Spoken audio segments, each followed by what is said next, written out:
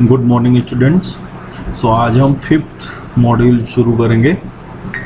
That is having to topics.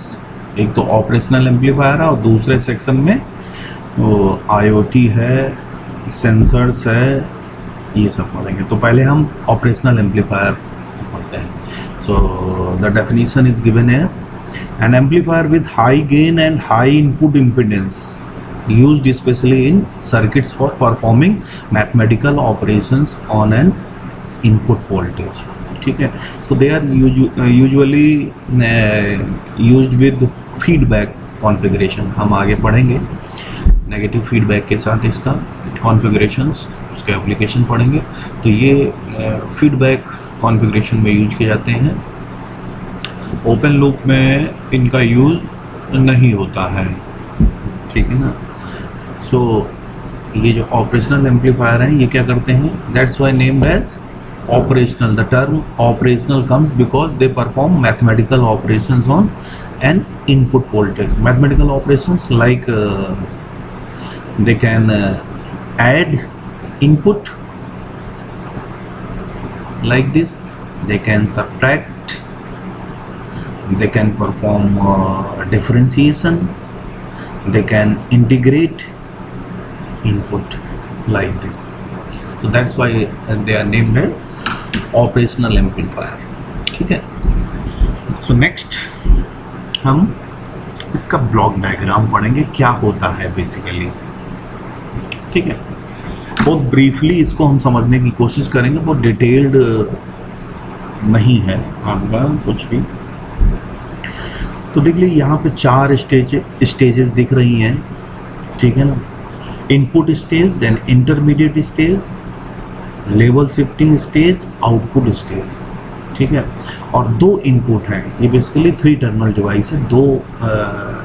दो input होते हैं और एक आउटपुट, ठीक है ना। तो यहाँ पे आप पहले हम इनपुट से स्टार्ट करते हैं। यहाँ पे 2 इनपुट होते हैं, ठीक है। एक इनपुट के करस्पॉन्डिंग आउटपुट हमें फेज में मिलता है, उस इनपुट को हम नॉन इन्वर्टिंग इनपुट बोलते हैं। That means input corresponding which output remains in phase with input, that is non inverting input. And the input corresponding which output becomes 180 degree out of phase, that is known as inverting input. तो ये आपको याद रखना है objective point of view से कि if output is 180 degree out of phase, 180 degree of input, then ऐसे input का क्या नाम होगा, inverting, correct. If output is in phase with input, so that input is known as non-inverting, correct. Now input stage आप देख रहे हैं, यहाँ पे लिखा हुआ है dual input balanced output differential amplifier. So differential amplifier, basically differential amplifier that amplify the difference of inputs. तो ये डिफरेंशियल एम्पलीफायर के 4 कॉन्फ़िगरेशन होते हैं, उसको हम यहाँ पे मेंशन कर देते हैं। एक होता है dual input balanced output, correct. एक होता है dual input unbalanced output, single input balanced output, dual input unbalanced output. तो यहाँ पे 2 की यहाँ पे देख रहे हैं आप, इनपुट स्टेज में क्या लिखा हुआ है, input stage dual input balanced output, और इंटरमीडिएट स्टेज में डुअल इनपुट अनबैलेंस्ड आउटपुट, ठीक है। तो ये देखिए, ये बेसिकली एमिटर कपल्ड सर्किट होते हैं। 2 सिमेट्रिकल ट्रांजिस्टर लिए जाते हैं। तो इसका हम कॉन्फ़िगरेशन आपको हम बता देते हैं, इन दोनों का कॉन्फ़िगरेशन किस तरीके से ट्रांजिस्टर जुड़े रहते हैं। लाइकवाइज यहाँ पे आप देख सकते हैं, ये जो बना हुआ है लेफ्ट साइड वाला, ये डुअल इनपुट बैलेंस्ड आउटपुट है। ये देखिए 2 ट्रांजिस्टर हैं, दैट इज़ ये दो ट्रांजिस्टर हैं, बीजेटी ट्रांजिस्टर हैं, ठीक है, ये T1 और ये T2, ठीक है। तो इनके बेस पे इनपुट दिया गया है, that is dual input, this is dual input, ये तो डुअल इनपुट हो गया, और इसे कलेक्टर पे ये आउटपुट हमने लिया, that is dual input balanced output, ठीक है। अब डुअल इनपुट अनबैलेंस्ड आउटपुट, अगर हम एक ट्रांजिस्टर के कलेक्टर से आउटपुट लेते हैं तो ये क्या हो गया, that is dual input unbalanced output, ठीक है। तो इस तरीके के ये कॉन्फ़िगरेशन इनपुट स्टेज पे और इंटरमीडिएट स्टेज पे होते हैं, ठीक है ना। Now next is level shifting stage. तो देखिए ये जो एम्पलीफायर है ये मल्टी स्टेज एम्पलीफायर है। तो मल्टी स्टेज एम्पलीफायर में क्या होता है, जो हमारा डीसी लेवल पे होता है, ऑफसेट वोल्टेज, अनवांटेड वोल्टेजेस होते हैं वो भी पास ऑन होते हैं, तो वो भी एम्पलीफाई होते रहते हैं, दैट इज़ नॉट डिजायर्ड, ठीक है ना। सो उस डीसी लेवल को जीरो करने के लिए हम लेवल शिफ्टिंग सर्किट यूज करते हैं। तो लेवल शिफ्टिंग सर्किट क्या होते हैं, these are again electronic circuits.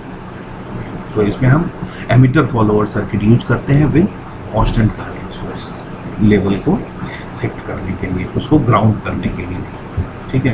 तो देखिए इसको हम ऐसे समझ सकते हैं, लाइक जैसे इनपुट अगर हमने दिया किसी एम्पलीफायर को, इनपुट ये इनपुट है, सो वो आउटपुट क्या देना चाहिए, ये आउटपुट होना चाहिए। बट अगर इन बिटवीन स्टेजेस में उसका डीसी लेवल भी पास ऑन हो गया, डीसी लेवल पास ऑन हो गया, तो आउटपुट क्या हमको मिलेगा, with shifted DC level like this. ये क्या है, ये हमारा डीसी लेवल है, डीसी लेवल। तो ये क्या होना चाहिए, ये डीसी लेवल कहाँ पे होना चाहिए, ये जीरो पे होना चाहिए, तभी हमें ये डिजायर्ड आउटपुट मिलेगा। Is that clear. सो उसके लिए हम क्या करते हैं, लेवल शिफ्टिंग सर्किट का यूज करते हैं। Then come to output stage. तो आउटपुट स्टेज में, आउटपुट स्टेज की क्या रिक्वायरमेंट है, आउटपुट स्टेज की रिक्वायरमेंट है कि हाई स्विचिंग होनी चाहिए, ठीक है। आउटपुट जो है सडनली लेवल को जैसे भी एक नेक्स्ट लेवल पे जाना है, या जो भी जिस वोल्टेज के लेवल पे जाना है वो सडनली स्विचिंग होनी चाहिए, ठीक है। आउटपुट इम्पीडेंस लो होना चाहिए, ठीक है। आउटपुट इम्पीडेंस जैसे लोडिंग इफेक्ट से बचने के लिए आउटपुट इम्पीडेंस कम होना चाहिए। तो इसके लिए हम आउटपुट स्टेज में complementary symmetry push pull amplifier use करते हैं। तो push pull amplifiers basically pair of transistor use करते हैं, ठीक है ना। यहाँ पे वर्ड लिखा हुआ है कॉम्प्लीमेंट्री सिमेट्री। तो इसमें क्या है कि हम जैसे पीएन, अगर हम बीजेटी ट्रांजिस्टर ले रहे हैं तो हम उसमें एनपीएन और पीएनपी का पेयर लेंगे। अगर हम मॉस ले रहे हैं, मॉसफेट ले रहे हैं, तो पी टाइप और एन टाइप मॉसफेट लेंगे। तो ये हम क्या करते हैं, आउटपुट स्टेज में हम पुश पुल एम्पलीफायर यूज करते हैं। तो जस्ट आपको हम एक आइडिया दे रहे हैं, ये यहाँ पे एक पुश पुल एम्पलीफायर बना हुआ, ये ऊपर वाला जो ट्रांजिस्टर है ये पी मॉस है और नीचे वाला एन मॉस, ठीक है ना। पी मॉस क्या होता है, लिख तो दिया हमने। तो देखिए ये क्या होता है, पी चैनल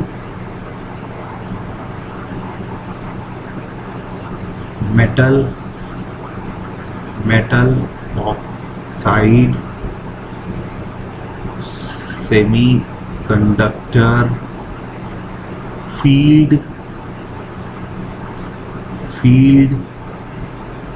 इफेक्ट ट्रांजिस्टर, ये नाम होता है। तो इसको बेसिकली शॉर्ट में हम कहते हैं PMOSFET।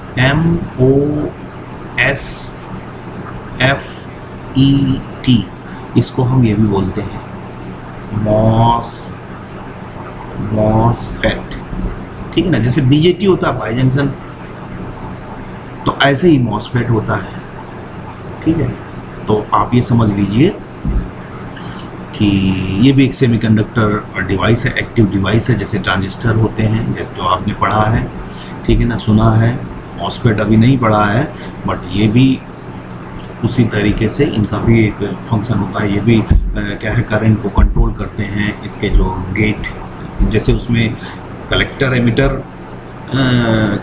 एमिटर और बेस होता है, सिमिलरली यहाँ पे गेट ड्रेन सोर्स होता है। तो गेट के वोल्टेज से हम सोर्स और ड्रेन के बीच में करंट को कंट्रोल करते हैं, ठीक है ना।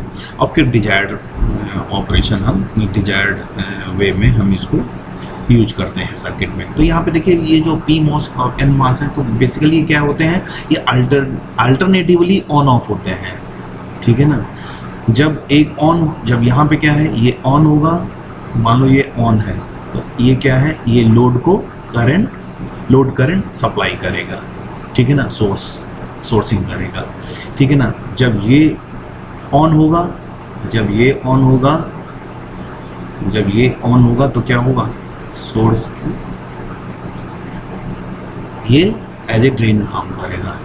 तो ये क्या करेगा, मतलब करंट एब्जॉर्ब करेगा और करंट सोर्स करेगा, ठीक है। तो ये क्या करते हैं, बेसिकली ये जो आउटपुट स्टेज में इनका आउटपुट वोल्टेज, आउटपुट इम्पीडेंस बहुत लो होता है। ये प्रोवाइड लो आउटपुट इम्पीडेंस, ठीक है ना, हाई स्विंग, ठीक है, और आपको हाई स्विचिंग स्पीड, ठीक है। तो ये हमारा ऑपरेशनल एम्पलीफायर, जो ऑपरेशनल एम्पलीफायर ये आप एक त्रिकोण सा बनाते हैं, ट्रायंगल बनाते हैं, उसके अंदर होता क्या है, ये हमने डिस्कस कर लिया, ठीक है ना।